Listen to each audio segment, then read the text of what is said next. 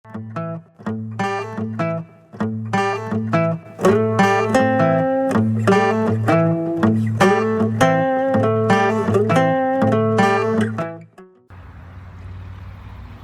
lam te video tamno khat bom amangi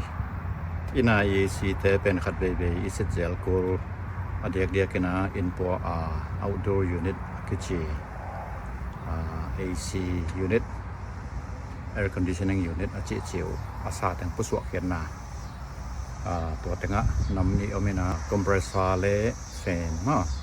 namni akipe hi na ali malak ningi hello hey dòng kiện gì mà yeah outdoor unit chị AC air conditioning unit chị hiện á to tanga akisen on pen namni omina khanna pen compressor hi na ani na pen fan condenser fan ma compressor chị pen hi asunga akimothi hi ma ko avom pen bai ni asunga bi pen hi na jam ya fan chị pen hi atunga pen ma ya underlet on pen blade on pen pocket fan hi na hit the girl hoi ta ke pe the na mi na tha pia pen hi ke pasta pe hi azol piu piu azol piu piu hi na in tha pia be ke pen motor ron bang le battery ran tiat se mai ni tel nak de naเป็นฮิตบอลอีเซฟดิ้งเช็คดิ้งเจียงนะมีขาพัดเจียนหมดตัวมีขาสาเหนะมีขาพัดดิ้งกันก็จะเจียงนะไอ้เขาแต่งลักขดิ้งเป็นเจียมแต่สมัยนี้เอ็นฮะตัวไหนเป็นอะไรต่างๆประมาณใส่อะไรเงี้ยนะหอยลายแล้วหอยลายเราไปแต่มั้งเอ็นฮิตแต่งน้ำชมตามเราชมเขาแต่พอเรางุชมโอเมนะงูขัดนาเป็นเนี้ยAC มาตัดสีคอมมอนสีลิมอมินจินถูกต้องตามตัวไหมคอมมอนกี่โมงยังอ่ะคอมมอนเฮียนะตัวจังเฮียแฟนเนาะตัวจังเฮียตั้งอ่ะ HERM จีน่า Hermetic ที่เจนตัวเป็นคอมเพรสเซอร์ดิยันที่แต่งทมยี่สิบกว่าเฮียนะถ้าบางตอนนี้เฮียมจีแล้วไมโครเฟรดอย่าเอ็นเลยห่างเงี้ยอย่างหลักไปชนะสมทุนงามะคอมเพรสเซอร์ดิ้งเป็นสมทุนงาเฟนดิ้งเป็น5 ไมโครเฟรดดิ้งฮีตัวแต่ใส่นี่มั้ง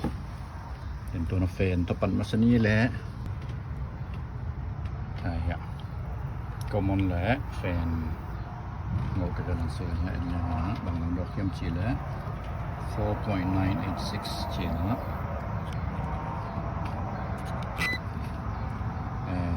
4.9 ไมโครเฟรดจีน่าไปเป็นไมโครเฟรดครับเนาะ4.9 จีน่าเป็นเวลา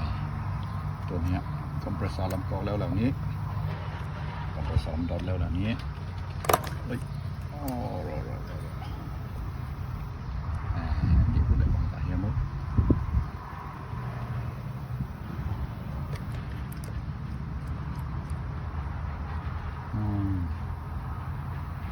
3.71 จีนหาดลายมอลล์เนาะสมทุนละไง 10% 5% 10% เจียนคือสังเกตลายไอเจียมาสมทุนละไงปัญหานี้ดอกแหลงสมทุนละฟุ่มเฮียนะเราสังเกตเทมั้งเฮีย plus or minus 5% จีนะ 5% ต้องต่ำเทต่ำเทจีสมทุนละไงอีก 10% เป็น 3.5 จีแรงนะอลังเป็น1.75 จีแรงนะที่เทเหลี่ยมลายเจียนะฮีเอียดเกียกเชียงนะหมายกุมเชียงโมไปเกียกเชียงโดยเหี่ยสมทุนละไงไมโครเฟรดเอาแคปซิตี้เป็นไลท์เจียนะฮีจีลงไปไม่เละที่มันเชียงให้ตั้งเขาตั้งศพเกียกดิ้งเดี๋ยวนะเขาตั้งถั่วเกียกดิ้งขาเกียกดิ้งเสียนเกียกดิ้งมันเชียงเอาอ่อนเกียกกันดิ้งลงไปไม่เละ